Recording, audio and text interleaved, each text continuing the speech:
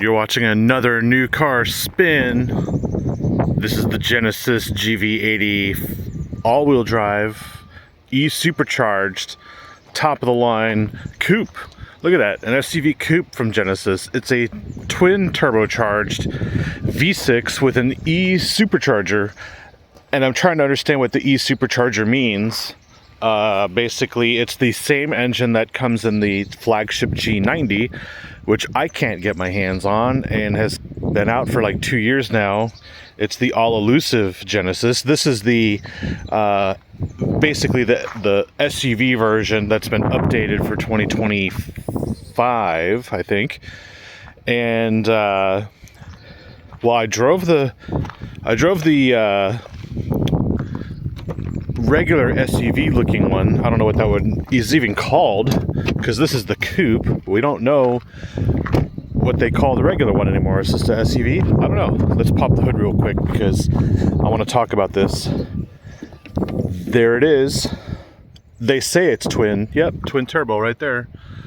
The Supercharger is basically not a belt-driven supercharger, so it's more of a air-forced supercharger, which helps at the very, very low speeds. And then there's a manual gate on that. So I'm not sure, normally a supercharger, you change the pulleys and whatever, you can get even more power. This peaks out at 415 horsepower. There is a difference between this engine and the one in the G90 sedan. This basically has bigger turbos and a bigger intercooler.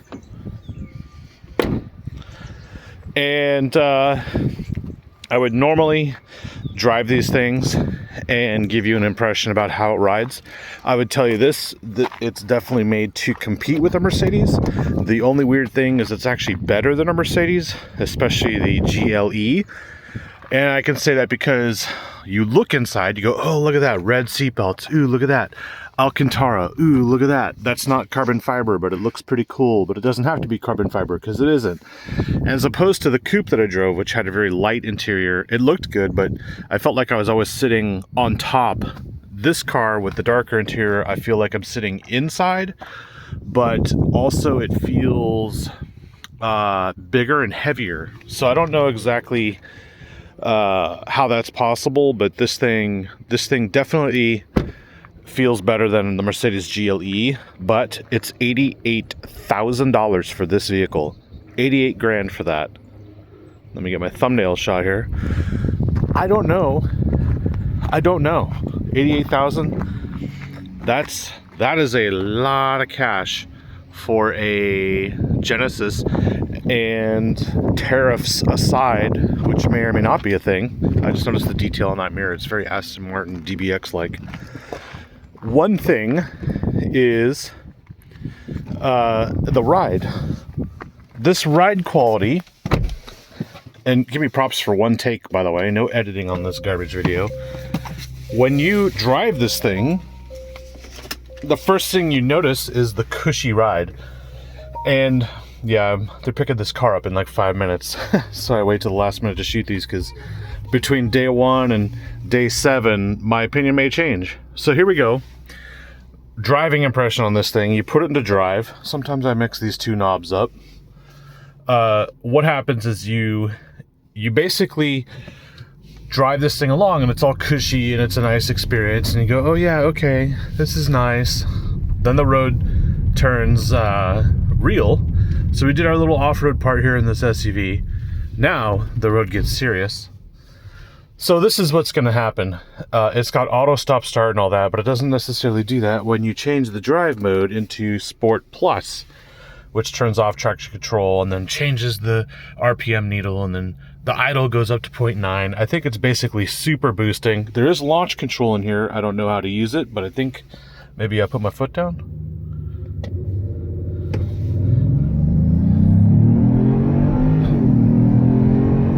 The gear changes are very abrupt, and it downshifts and holds.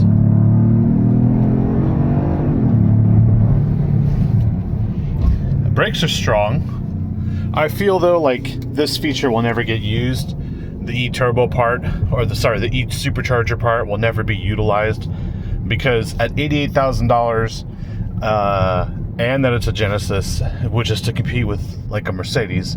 I don't know how many people are going to be buying this who are younger, if that makes any sense. But I do know that the secret weapon back in the day of like a BMW M5 or an M3 was that they were like normal looking cars, and they were also like the higher end, peaked up, super better versions, let's call it that. But you couldn't really tell unless you knew what you were looking for.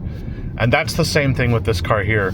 415 horsepower. It doesn't have AMG badges all over the place. It doesn't have stupid little trim pieces that don't do anything for aerodynamics or control surface. It's just basically, this is just a Genesis, and you look at it from the outside like I showed you, it's just like, look, there's no ridiculous or retarded trim pieces on it. It's just a very good looking car. And then you get in and you're like, oh yeah, this is very good looking, and the materials are nice and everything's laid out right.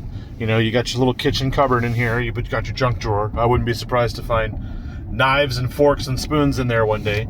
But basically, this is the gist of it. And I'm gonna leave you with that right here, because you know, you've seen one Genesis, you've seen them all, and this one's got all the details in it and all the bits and bobs that everybody likes. And the thing is, the best thing about it is the Android Auto, Apple CarPlay. So I have an Android phone, so when I hook up the Android to this, I can seamlessly switch between this system and the Android. And that's a beautiful thing, because most cars, if you put your phone in and then you don't like the sound quality, for instance, you have to kind of like back out of Android Auto and then go into the cars menu. In this one, it's like running both at the same time. So you could go between two things and have no loss of control. You don't lose your sound, because that's some things some other cars do, is once you leave Android Auto, you lose the sound from your music or whatever, and then you got to go adjust your bass or your trim on the treble or whatever, and then you get back into Android Auto. Not here. This thing is up to date and seamless. It even has fragrance. It's got 2 fragrances you can choose from, and you can adjust the strength. Normally in a Mercedes it's in the glove box, but here it's not. And if I go to the window sticker, let's pull that out for you. Yeah, 3.5 T for turbo, although it's a twin turbo, E supercharged, so it's not really a supercharger. It's more of a, I don't know, electric compressor. $87,780, and it's not too far off of those MPG figures, but no other options on here except for it's called Bearing Blue, and then the NFC key card, which is your access, basically to access the car if you were more of a sporty type of Genesis owner, I guess. So let's put that back in there. And that's it. I'm going to call it here. Thank you for watching. And I love the contrast stitching. It's definitely worth taking a look at, and I would definitely put it at the top of my list. See ya.